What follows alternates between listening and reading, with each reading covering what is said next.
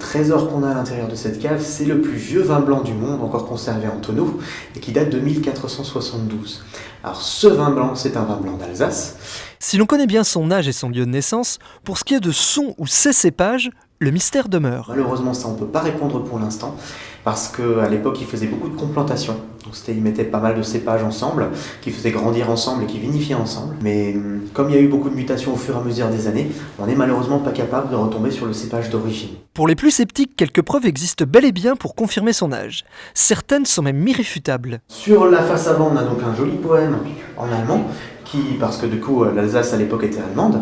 On a ce joli poème donc, qui relate l'histoire de ce millésime-là. Donc l'auteur de ce poème nous dit en fait tout simplement que c'est un vin de 1472, qu'il l'assure et qu'il le promet, et que c'est un vin qui a été un vin acheté par l'hôpital, qui est la propriété de l'hôpital, qui a bien été mis en tonneau à cette date-là et qui justement lui vient de la guerre de Bourgogne. Alors déjà c'est la foi de des experts en histoire hospitalière qu'on a au-dessus de nos têtes, dans les services administratifs de l'hôpital, mais après on a une preuve en fait chimique, on a une preuve justement analytique qui a été réalisée en 1994.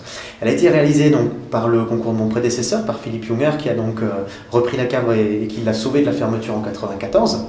Et il a tout simplement, avec le concours de 3 œnologues alsaciens différents qui se sont prêtés au jeu, et avec le laboratoire d'analyse d'Illkirch, donc du côté un petit peu au-dessus de Strasbourg, ils ont fait une analyse donc non seulement organoleptique, donc ils ont eu le privilège et je ne sais pas si on peut dire, ils ont pris le risque de goûter ce vin. Et après, on en a fait aussi une analyse chimique, en fait, tout simplement. S'il est donc avéré que ce vin en a toujours les composants, sa dégustation n'a eu lieu qu'à l'occasion d'événements historiques majeurs.